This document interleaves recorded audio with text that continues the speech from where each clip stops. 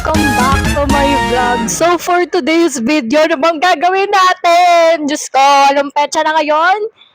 Petsa ngayon ay March 30.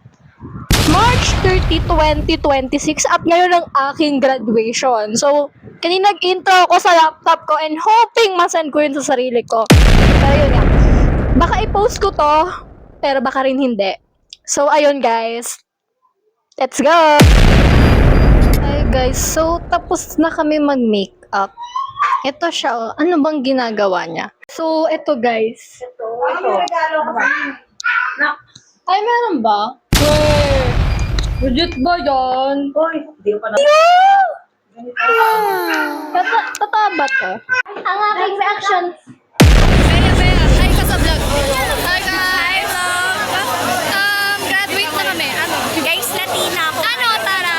Ayan, Tara. Graduate na, Tara. Para kang para kang naka-contact. Contact lens. Hindi talaga, Hindi nga, sabi ko nga para. That's a compliment. Yeah, that's a compliment. So yun, guys. Sunog na kami rin. Guys, finally, ninalig si Marshall. Thank you, Lord.